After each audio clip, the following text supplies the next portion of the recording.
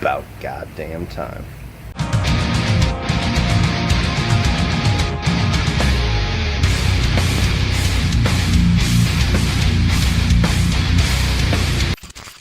New Mutants tells the story of a group of kids who are held in a hospital while they learn to control their powers. Well, goddamn, a new movie review. It felt like this day was never going to come. 2020 was just going to stretch out into oblivion, and the movie theaters was going to be something that we ceased to talk about like Blockbuster.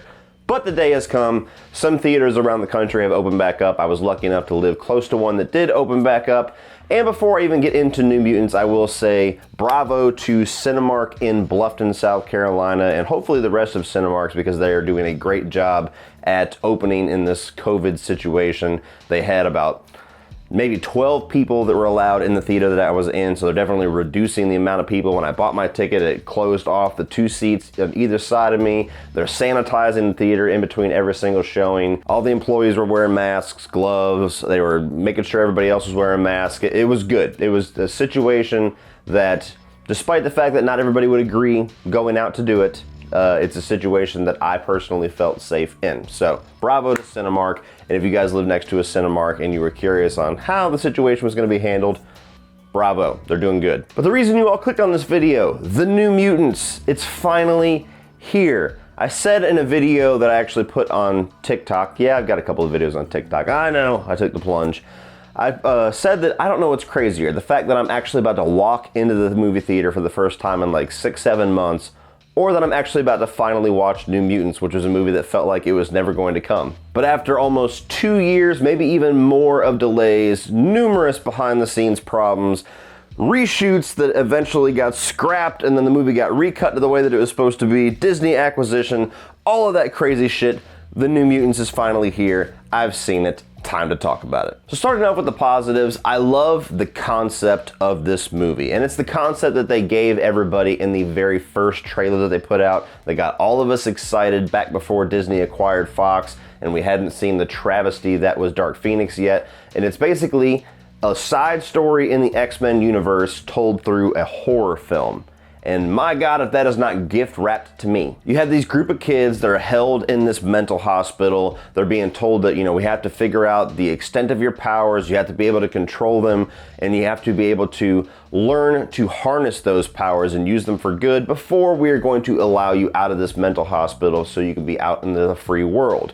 A lot of influence in this movie you could tell came from Nightmare on Elm Street 3 Dream Warriors. Don't take that too literal. It's not like a Dream Warriors copycat or anything like that, but you get those vibes throughout the movie. You get the group of misfits that all have their different powers, their different, dream powers. They're being haunted by certain things of their past that manifest themselves in a dreamlike quality. Of course, the mental hospital setting. As a Dream Warriors fanatic, I loved that.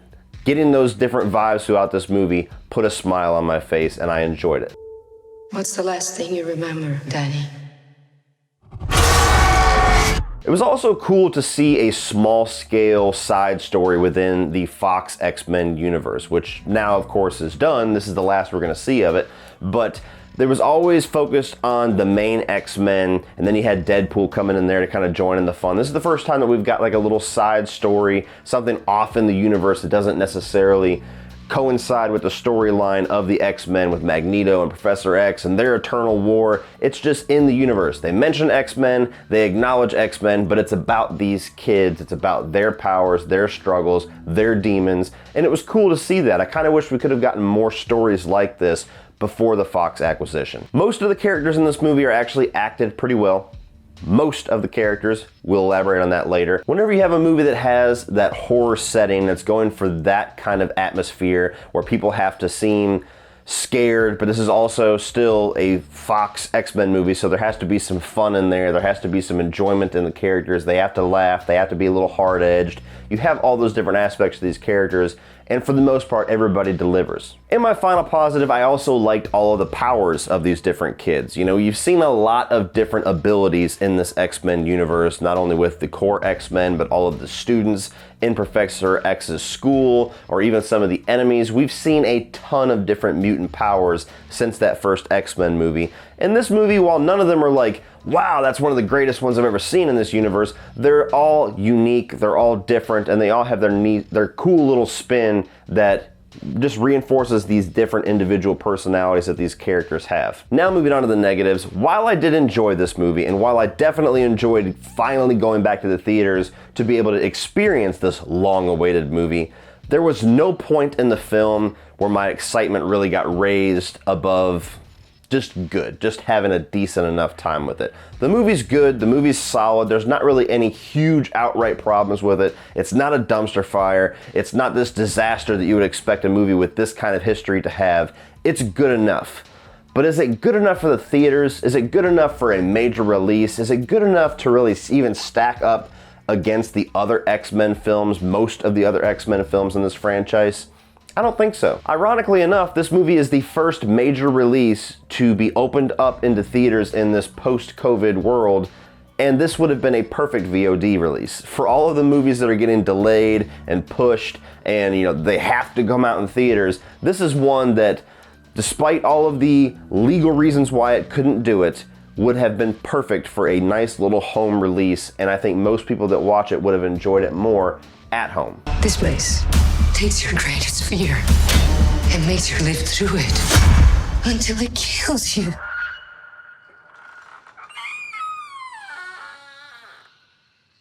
Who's there?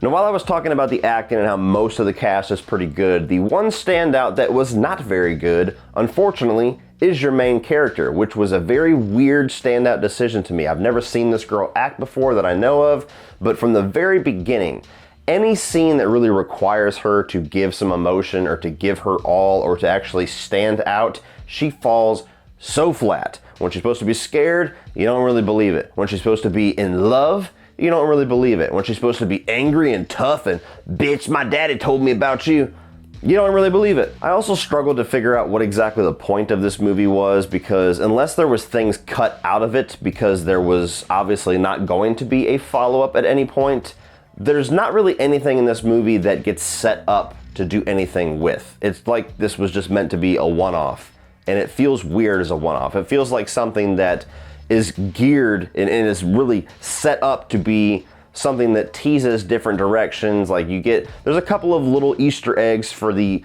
greater X-Men universe that comic book nerds will pick up on immediately. If you don't know it, it doesn't affect the movie whatsoever. But there's some small little Easter eggs in here that you would think would be opening itself up for a follow-up or for a greater world or for, more side stories that's going to expand on some of the ideas that are present in this story. But there's nothing. The movie starts, you have your struggles, you have your climax, and it ends, and nothing about the climax of this movie teases anything where you go, man, I want the answer to that question, or I want to see what happens with that, or I'm curious to see a second one. You're like, okay, that was a one and done. And my final negative, and this might be my biggest negative, honestly, is that the third act of this movie, the actual climax of the film, is the weakest part of the movie. There's a lot of really interesting ideas that gets built up. I love the horror movie side of things and the dreamlike aesthetics of these demons and these, their past coming back to haunt them, and this mysteries about some of their powers and what exactly does that mean and what is this hospital. All that stuff's really intriguing. When you get to the end, it's relegated to one of the weakest forms of a climax that you could possibly have in a comic book film, which is just main characters fight CGI thing. Main characters defeat CGI thing. Movie over. Thank you for coming. Take your popcorn out with you, please. And that was just kind of disappointing. As soon as I saw where the movie was going, and as soon as this, climax started, I was like, please tell me you have more in store for me than this, and they didn't. So all in all, guys, The New Mutants, it was decent. It was a movie that I certainly enjoyed going back to the theaters to see. I didn't hate the fact that I paid to see it, but I definitely think I would have enjoyed it more as a home release. It's not an embarrassment. It's not a disaster. It's a decent enough time. One more trip into the Fox X-Men universe, but not much more beyond that. There's not really anything here that I would say you have to see. There's not really anything here that I would say, man, I want to see more of that. It's just a cool little horror movie experiment within this smaller side of the X-Men universe. Nothing more, nothing less. So if you're a fan of the Fox X-Men universe and you want to take one more dip into that X-Men gene pool, definitely check out The New Mutants. Continue to hang out at home and wait for this thing to finally get a VOD release and stream it. So what do you guys think of the New Mutants? Did you have a chance to check this out in theaters? Are you waiting patiently for it to come out on VOD? Are you absolutely done with the Fox X-Men universe and you could care less about this movie? Let me know your thoughts down below in the comment section and we will talk about it. And keep your eyes peeled for the rest of my Nolan reviews, as well as Tenet, which will be a review that will be dropping sometime on Tuesday because I get the chance to see it on Monday. It's going to kick ass. Oh, I'm so excited about that one. It's good to finally come back to the movie theaters. Thank you guys for watching. Please like and share this video. Hit that subscribe button if you're not already a subscriber. And as always, remember, opinions are like assholes, but that doesn't mean that you have to be.